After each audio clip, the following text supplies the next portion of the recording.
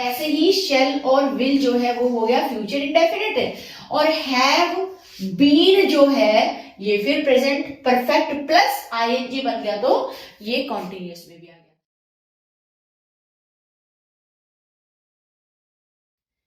Tenses वैसे तो एक बहुत ही वास्ट टॉपिक है, एवरीबडी नोज, लेकिन वो ट्रेडिशनल वे से इफ वी लर्न और इफ वी टीच तो वो बहुत लेंदी हो जाता है।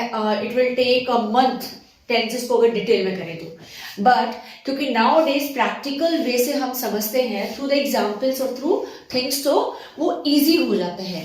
तो अब सेकंड जो इसमें मैं आपको एडवर्ब्स कौन कौन से यूज होते हैं, only by getting the adverbs we will know कि which tense we have to use. तो इस सेकंड सेगमेंट में मैं आपको एडवर्ब्स का बताती हूँ।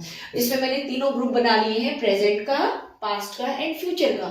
तो प्रेजेंट इंडेफिनिट टेंस का यूज हम कब करते हैं, जब हमारे एडवर्ब्स आते हैं daily, always, often, every day, every night, every week, every month. Every के बाद कुछ भी लगे, हर रोज ये होता है, means I go to temple daily, है ना। इसी तरह से my grandfather goes on morning walk every day, है ना। इसी तरह से अगर वंस, ट्वाइस, थ्राइस के आगे, इसके आगे a day, a week, a month, a year अगर है, यानी दिन में एक बार, दिन में दो बार, once a day, twice a day, I brush my teeth once a day, दिन में एक बार, या I brush my teeth twice a day, मैं दिन में दो बार अपने जो है दांतों में ब्रश करता हूं, तो ये हैबिट होगी, तो ये हैबिट को शो करते हैं, ये वाली चीज आते हैं, ठीक है। इसी तरह से frequently, he frequently goes to his home, वो अक्सर जाता रहता है, रेयरली, कभी कभार, never, he never tells a lie, वो कभी झूठ नहीं बोलते, हैबिट को भी शो कर रहा है। यूजुअली, है ना, he usually wears coat in winter, तो ये चीजें हैं, तो इनसे हम समझ सकते हैं, ठीक है। अब ये आपको थोड़ा सा माइंड में लर्न करना तो नहीं बोलूंगी, समझना है हमें। अगर आता है सेंटेंस में now, still, now a days, these days, यानी अब इस समय ये चल रहा है, एट दिस टाइम भी बोल सकते हैं हम इसको, क्या बोल सकते हैं, एट दिस टाइम। तो जब हम बोलते हैं उस समय क्या चल रहा है, एट दिस टाइम, नाउ, तो ठीक है, ये इसमें प्रेजेंट कॉन्टिन्यूअस टेंस में, आई एम टीचिंग नाउ, मैं अब पढ़ा रही हूं, ठीक है। स्टिल का मतलब होता है जो एक्शन पहले चल रहा है था वही अभी चल रहा है। सपोज करो मैं ये कह सकती हूँ, my mother is still sleeping in her room, मेरी माँ अब भी कमरे में सो रही है, मीन्स जब मैं पहले देखा तब भी सो रही थी, अब भी। अब नाउ डेज जो है इसमें थोड़ा सा वो हो जाता है, इसमें कुछ पीरियड ऑफ डेज का वो आ जाता है कि I am writing a book on some topic या maths nowadays, these days, है ना। तो हम ये कह सकते हैं कि farmer agitation is going on these days, किसान आंदोलन चल रहा है आजकल, है ना, आजकल। तो इसका टाइम पीरियड जो है वो इन दोनों में ना थोड़ा टाइम पीरियड ज्यादा आ जाता है। आजकल क्या, जैसे सपोज करो कोई पूछे तुम आजकल क्या कर रहे हो, तो हम कहेंगे नाउ डेज आई एम, पीछे लगाना होता है, I am just preparing for my competitive exams now days, तो हम ये बोल सकते हैं। ये जब भी ये नाउ, अब की बात आती है तो प्रेजेंट टेंस आएगा, ठीक है।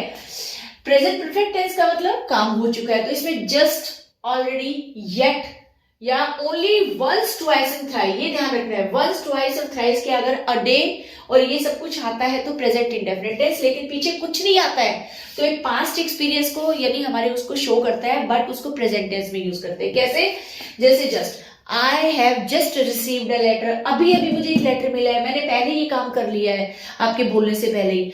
आई have already completed my work, अब ये येट जो है, येट का जो है ये भी आता है, अभी मैंने ये नहीं किया, I have not completed my work yet, ठीक है।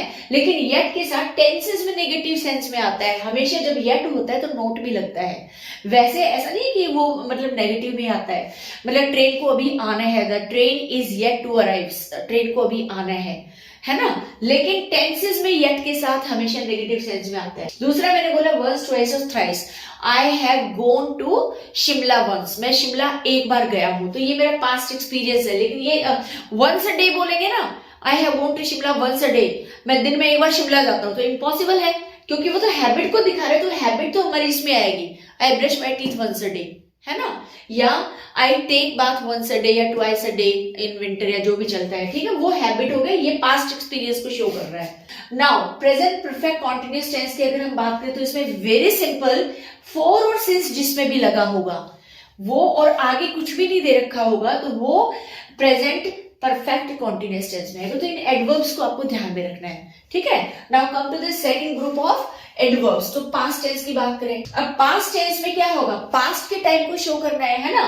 जैसे उसमें तो था मतलब डेली, ऑलवेज, टुडे भी आ सकता है sometimes in some cases, but वो फ्यूचर में आता है। तो जैसे last day I completed my work, last night, है ना, या फिर yesterday my servant left me 1 week ago. तो यहाँ पे एगो वर्ड आ गया, है ना, एगो, येस्टरडे, द प्रीवियस डे, पिछला जो बीत चुका है वो टाइम आता है, लास्ट डे, ये सब कुछ, लास्ट नाइट, है ना, ये सब कुछ आता है पास्ट और इंडेफिनिट टेंस में।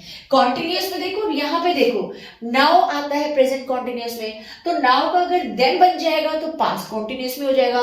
ही वॉज टीचिंग इंग्लिश देन, उस समय वो ये कर रहा था, at the time he was watering the plants at the time, वो उस समय पौधों में पानी दे रहा था। तो एट दिस टाइम, दिस हो गया प्रेजेंट और दैट हो गया पास्ट। तो सिंपली प्रेजेंट कॉन्टिन्यूअस का जब जस्ट पास्ट वाला फॉर्म आ जाए तो पास्ट कॉन्टिन्यूअस हो जाएगा। Clear. Now come to the past perfect tense. इसमें बिफोर, आफ्टर, ऑलरेडी। अब देखो ऑलरेडी इसमें भी आ सकता है, ऑलरेडी प्रेजेंट परफेक्ट टेंस में भी। I have done, I have already done या completed my work. He had already left the home. वो पहले ही घर छोड़ चुका था, उसमें भी आ सकता है। लेकिन उसमें जब already आता है तो उसके साथ एक और क्लोजेस्ट फॉर्म में पास्ट शोइंग टाइम होता है, तो ये उसमें आता है। बिफोर का मतलब क्या हो गया कि ये होने से पहले मैं ये कर चुका था, है ना। इसमें भी क्लोजेस फॉर्म में आता है, ये भी क्लोजेस फॉर्म में आता है, जो कि मैं पीछे के प्रीवियस वीडियो में आपको बता चुकी हूँ क्लोजेस के बारे में। और तो ये इसका मीनिंग क्या है, the patient had died before the doctor arrived. Doctor के आने से पहले मर चुका था पेशेंट, तो बिफोर आ गया ना, मीन्स ये काम होने से पहले समथिंग हैड ऑलरेडी डन, तो पास्ट परफेक्ट टेंस में वो हो चुका था। आफ्टर में I reached the school after the peon had rung the bell. Peon के बैल बजाने के बाद मैं स्कूल में पहुंचा, तो बाद में आ गया the peon had rung the bell. Clear. और ऑलरेडी का बताया मैंने आपको। इसी तरह से पास्ट परफेक्ट कॉन्टिन्यूअस टेंस में यहाँ पे फोर और सिंस था, फोर और सिंस तो तीनों में आएगा, लेकिन फोर और सिंस के साथ पास्ट शोइंग टाइम होना चाहिए। जैसे अगर मैं ये करूं, he had been watering the plants for 2 hours when I went to him, when I went to him, जब मैं उसके पास गए पास्ट शोइंग टाइम हो जाएगा, है ना। तो ये ध्यान रखना है कि जब इसकी बात आती है परफेक्ट कॉन्टिन्यूअस टेंस की पास्ट में और फ्यूचर में, तो उसका कुछ चेंज होगा। तो फोर और सिक्स तो इसमें भी आएगा, इसमें भी आएगा और इसमें भी आएगा, लेकिन ये पास्ट शोइंग टाइम में। अब एक चीज इसको बहुत ही सिंपल तरीके से बताती हूँ कि पास्ट जो है ना वो अपने ही बच्चों को बहुत ज्यादा प्यार करता है। समटाइम्स इनका तो है आपस में तीनों भाइयों का, लेकिन अपने बच्चों को ये कहता है कि ना तो तुम प्रेजेंट के बच्चों के पास जाओ, ना तुम फ्यूचर के पास जाओ, ठीक है। लेकिन प्रेजेंट के बच्चे और फ्यूचर के बच्चे आपस में खेलते हैं।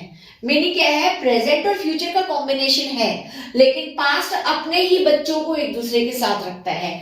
तो अगर इसमें मैं पास्ट परफेक्ट कॉन्टिन्यूअस की बात करूं तो ये कहेगा कि तुम ना पास्ट इंडेफिनिट के उसके पास जाओ, तुम कहीं मत जाओ। फोर और सिंस आ गया, ठीक है, तो पास्ट इंडेफिनिट के पास जाओ। तो जैसे उसमें आपका आ जाएगा कि द प्रीवियस डे, जो भी है कि वो उस समय ये कर रहा था, ठीक है। अब थर्ड सेगमेंट जो है, थर्ड ग्रुप है फ्यूचर टेंस का। अब फ्यूचर में हमेशा ही हमें पता है कि कल ये होगा, टुमारो, इन 2 hours, 2 minutes में मैं ये करूंगा, प्लीज प्लीज, ऐसा हम बोलते हैं, है ना। नेक्स्ट के बाद कुछ भी है, नेक्स्ट वीक, नेक्स्ट मंथ, या कमिंग के बाद कुछ है, coming day, coming night, coming, इस तरह से। समटाइम्स टुडे के साथ, today I will go there, तो टुडे के साथ भी आता है। दिखने में जो है ना वो लगता है कि प्रेजेंट में आना चाहिए, but it is used when today adverb is there, then we make use of future indefinite tense.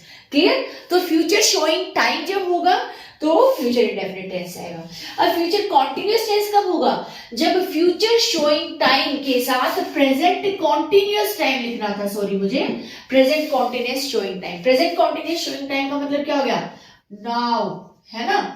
तो ये क्या कहेंगे, ये वाला, ये सारे आ जाएंगे इसमें। मैंने बोला ना प्रेजेंट और फ्यूचर का कॉम्बिनेशन है, तो प्रेजेंट कॉन्टिन्यूस की ये जो आएंगे ना, एट दिस टाइम, नाउ, तो ये दो मेन तो ये है। तो इसमें कैसे होगा, जैसे सेंटेंस आई विल बी, तो फ्यूचर शोइंग टाइम हो गया ना, आई अभी आएगा, I will be watering the plants tomorrow, watering the plants tomorrow आ गया future showing time. At this time, कल इस समय मैं पौधों में पानी दे रहा हूँ, तो दोनों आते हैं। तो ये ऑलवेज याद रखो कि पास्ट टेंस जो है वो अपने पास्ट के ही उनके साथ मिलके अपना सेंटेंस फ्रेम कर लेता है, लेकिन फ्यूचर और जो प्रेजेंट है वो दोनों मिलके करते हैं। इसमें कंडीशनल सेंटेंस भी है जिसकी मैं वीडियो अलग से बनाऊंगी, ठीक है, तो तब आपको और भी क्लियर हो जाएगा। So sorry, now come to the next one, future perfect tense. Future perfect जब हो गया तो बाय और टिल, बाय का मीनिंग होता है, टिल का मीनिंग होता है तक, प्लस फ्यूचर शोइंग टाइम आएगा, यानी मैं ये काम कल इस समय तक कर चुका हूंगा।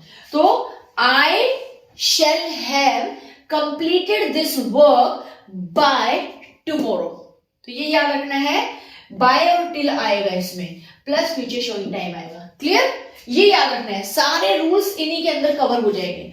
लास्ट वाले में फ्यूचर परफेक्ट कॉन्टिन्यूअस टेंस में 4 और सिंस होगा, लेकिन जैसे मैंने आपको बोला प्रेजेंट इज शोइंग टाइम भी आता है इसमें। अगर मैं बोलूं I shall have been watering the plants for a long period when you come, जब तुम आओगे, वैसे व्हेन यू कम जो है वो प्रेजेंट का है, तो present showing time plus future और ये सब आ गया। तो इन एडवर्ब्स को इफ यू रिमेंबर और if you understand, then the whole concept of tense will be in your head. Okay, now this is all in today's video, and in next video same tenses के जिसमें examples के through whatever we have learnt in today's video we will know and understand in a very easy manner, example के through हम करेंगे। तो this is all in today's tense topic. Thank you, keep watching and please do share, subscribe and like if you like the video. Thank you.